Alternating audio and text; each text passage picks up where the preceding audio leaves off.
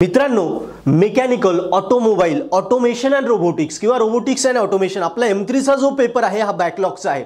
काही मुलांचा क्रिटिकलचा गोल्डनचा आहे, पण 100% गॅरंटेड आपल्याला आता मी जो पॅटर्न सांगणार आहे हा पॅटर्न तुम्ही फॉलो केला तर 45 प्लस आउट ऑफ 70 तुम्ही फक्त 15 ते 16 तासात म्हणजे 2 दिवसात घेशाल आणि तुमचा M3 guaranteed score करशाल.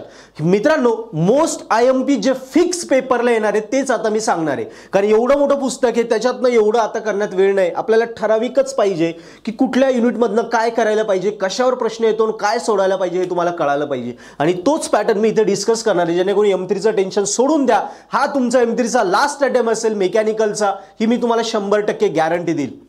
So friends, आपलं चॅनल अजून सबस्क्राइब नसेल केलं तर लगेच सबस्क्राइब करा. मी professor Mangesh Khaire, purple art institute YouTube channel तुमचं स्वागत करतो. सो बघूया आपल्याला M3 यावेळी काढायचा आहे आणि तो स्कोरिंग मध्ये कसं करायचं. बघा, पहिला क्वेश्चन असतो MCQ. MCQचा बिलकुल अभ्यास करायचा नाही, कारण MCQ एकतर आपल्याला कॉलेजमध्ये सांगितलं जातं, मित्राकडून भेटलं जातं, कारण तिथे फक्त एवढंच लिहायचंय 1चं A 2चं B, बाकी जास्त एक्सपेन्शनची गरज नाही. आणि थेरीचा अभ्यास केला की MCQ आपोआप सोडवता येतो. ते हार्डली 6 क्वेश्चन आहे 10 मार्कला. सो MCQचा वेगळा अभ्यास करायचा नाही. MCQ याच्या अभ्यासाने आपोआप होऊन जातो. मेन क्वेश्चन मधला छोटासा पॉइंट विचारला जातो. ॲव्हरेज प्रत्येक मुलाला MCQ ला 7 मार्क पडतात, काही 10 तर सगळ्यांनाच पडतात, म्हणजे ॲव्हरेज 7 मार्क पडतात. ओके, बघा आता याच्यानंतर तुम्ही येणार युनिट क्वेश्चन नंबर 2 आणि 3 मध्ये. आता हे लक्षात घ्या, इथे क्वेश्चनला क्वेश्चन ऑर असतो. बघा, 4 ला 5 ऑर, 6 ला 7 ऑर.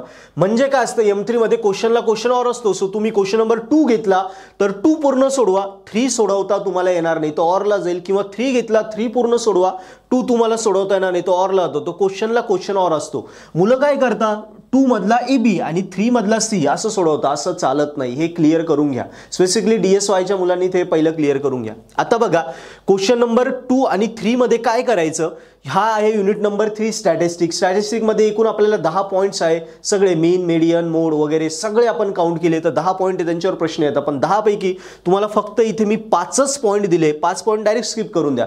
हे 5च पॉइंट केले तरी तुम्हाला 15 मार्क गॅरंटेड पडतात. एकतर क्वेश्चन नंबर 2 किंवा 3 कुठेतरी तुम्हाला या 5 पैकी 3 पॉइंट एकाच बीट मध्ये येतील. असं नाही की दोन्ही पण क्वेश्चन मध्ये इकडे 3 कव्हर होता, इकडे 3 कव्हर होता, असं नाही. दोघांपैकी एका ठिकाणी एकतर क्वेश्चन नंबर 2 किंवा 3 मध्ये 5 पैकी कुठले पण 3 बीट एकत्र येणार आहे, तुमचे 15 मार्क्स सिक्युअर होणार आहे. क्लिअर.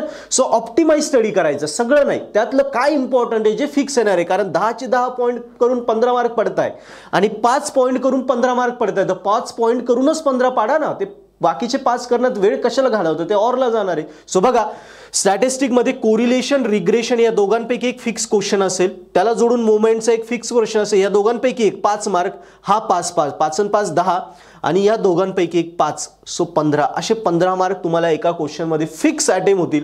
सो 15 आणि 7 22 मार्कच तुमचं इथे काम बनतंय. लक्षात ठेवा, कोरिलेशन, रिग्रेशन पैकी एक प्रश्न असेल, मोमेंट्स एक फिक्स असेल, त्याच्यामध्ये 2, एक टेबलचा किंवा विदाउट टेबलचा, पण दोघांपैकी एक फिक्स असेल.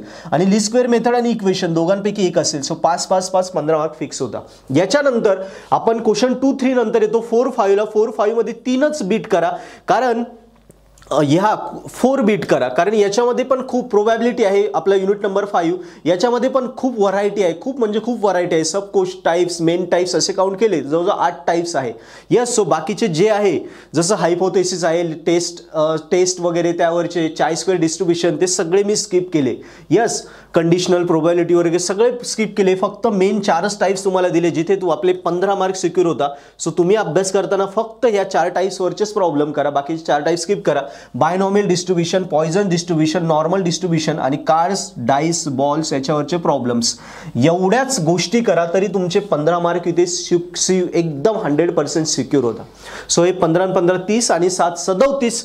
नंतर क्वेश्चन नंबर 6 7 ला आपण जातो. हा युनिट खूप मोठा आहे, याच्यात खूप मेथड्स आहे, जसं Stokes theorem, Gauss divergence theorem, Green's theorem, vector identities खूप आहे. त्या खूप पैकी फक्त मी तुम्हाला 2च पॉइंट दिले आहे. बघा, जवळजवळ इथे 12-13 पॉइंट्स आहे, एकूण 12 ते 13 टाइप्स आहे. सगळ्यात मोठा युनिट आहे. याच्यापैकी 2च पॉइंट करा, डायरेक्शनल, डेरिव्हेटिव्ह आणि इरोटेशनल, तरी इथे तुमचे 10 मार्क सिक्युअर होता. कारण डायरेक्शनल, डेरिव्हेटिव्ह आणि इरोटेशनल एकतर कुठेतरी एकत्र येतं. क्वेश्चन नंबर 6 मध्ये समजा ए मध्ये डीडी आला तर बी मध्ये येईल इरोटेशनल, किंवा 7 मध्ये ए मध्ये डीडी आला तर बी मध्ये येईल इरोटेशन. हे दोघं सोबतच येतात कुठेतरी एका क्वेश्चन मध्ये बघा. सो हे 37 आणि 10 47. सो आउट ऑफ 70 47, आणि जर तिकडे एमसीक्यू मध्ये आउट ऑफ मार्क पडलेच, मी ॲव्हरेज धरले 47 + 50च्या ॲव्हो तुम्ही जाता फक्त 2 दिवसाच्या 15-16 तासाच्या स्टडीमध्ये. एवढा ऑप्टिमाइज स्टडी पूर्ण पुस्तकात बघा. इथे 13 मेथड आहे, 13 पैकी मी 2च दिल्या. इथे आहे तुम्हाला 8 पैकी 4 दिल्या. इथे 10 पैकी 5च दिल्या. सो सगळ्या याच्यात एकदम शॉर्ट करून दिले. सो या वेने ऑप्टिमाइज स्टडी करा. आणि जो क्वेश्चन नंबर 8, 9 आहे, तुम्ही सर क्वेश्चन नंबर 8, 9चं काय झालं? यस, सो हा मी ऑप्टिमाइज स्टडीमध्ये, ह्या आपल्या 45 मार्कच्या स्टडीमध्ये हा स्किप केला, याची गरज सुद्धा नाही. हा नाही केला तरी तुम्ही 45 मार्क घेताय. आणि जर एखाद्याचा सगळा अभ्यास झालाय, ज्याला स्कोरिंग करायचं, मग त्यांनी काय करा, क्वेश्चन नंबर 8 अटेम्प्ट करा. 8 मध्ये 2च बीट असतात, ए आणि बी. त्याच्यात ए मध्ये येतो स्ट्रिंगचा प्रश्न आणि बी मध्ये येतो 1 डायमेन्शनल हीट इक्वेशनचा प्रश्न. बघा, ए मध्ये स्ट्रिंगचा आणि बी मध्ये 1 डायमेन्शनल हीट इक्वेशनचा प्रश्न असाच येणार. मग त्याची स्कोरिंग इथे होऊन जाईल. आणि ज्याला पास व्हायचं त्यांनी ह्याच वेने फॉलो करा, तुमचा M3 गॅरंटेड स्कोर होईल. मित्रांनो, मी आयडिया दिली, तुम्हाला वाटतंय सर तुम्ही आयडिया दिली, आता आम्हाला पासिंग पण करून घ्या. सो हे सगळं मी तुम्हाला शिकवेल. तुम्हाला फक्त तुम्ही काय करा, पर्पल ॲट ॲप्लिकेशन डाउनलोड करा. पर्पल ॲपचं सध्या ऑफर चालू आहे, त्या ऑफरमध्ये सबस्क्रिप्शन तुम्ही बाय करा. सबस्क्रिप्शन बाय केलं, ॲप्लिकेशनची लिंक डिस्क्रिप्शनमध्ये आहे, किंवा ॲप पर्पल आपल्या प्ले स्टोअरवरती आहे, तिथूनही करा, किंवा डिस्क्रिप्शन लिंक आहे तिथूनही करा. ॲप्लिकेशनमध्ये एकदा गेले की तिथे सगळे टॉपिक्स मी मराठीमध्ये एकदम सोप्या भाषेत शिकवले. ज्याला M3 काहीच येत नाही, मॅथ्स पूर्ण त्याने ब्लँक आहे, भीती वाटते, डायरेक्ट पेपरच द्यायचं नाही, तो सुद्धा आत्ता बसला. एवढे टॉपिक्स कळायला 15 ते 16 तास फक्त लागतील. 2 दिवसात तुम्ही एवढे सगळे टॉपिक्स बघशाल. काहीच येत नाही, कॅल्सी वापरता येत नाही, इंटिग्रेशन डेरिव्हेटिव्ह काहीच येत नाही, त्याला सुद्धा M3 समजेल. आणि तो हे एवढे टॉपिक्स करून M3 यावेळी लास्ट पेपर देईल. बॅकलॉग मध्ये किंवा क्रिटिकल असेल, क्रिटिकल मध्ये गोल्डन असेल, गोल्डन मध्ये किंवा बॅकलॉग असेल, तुमचा हा मेकॅनिकलचा, ऑटोमेशन, रोबोटिक्सचा लास्ट M3 असेल, मी एवढी गॅरंटी देईल. फक्त मी जे शिकवेल त्याला परफेक्ट समजून घ्या. ॲप्लिकेशन मध्ये मी एकदम भारी केलंय, व्हिडिओज मध्ये सगळं शिकवलंय.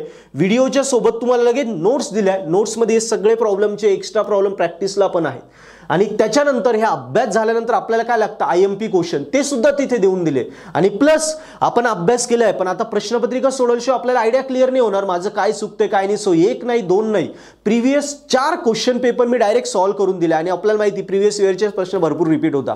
सो प्रिव्हियस 4 पेपर सुद्धा सॉल्व्ह करून दिले. म्हणजे एकदा 16 तासात व्हिडिओ बघून घेतले एवढे की याच्यानंतर मागच्या प्रिव्हियसचे 4 पेपर सोडवा, बस M3 स्कोर होईल. आणि ज्याला अबोव 70 पैकी 70 जायचं, अबोव 60 जायचं, त्याने हा पॅटर्न करून बाकी ॲप्लिकेशन मध्ये मी जे एक्स्ट्राचे व्हिडिओज दिले ते सगळे बघून टाका.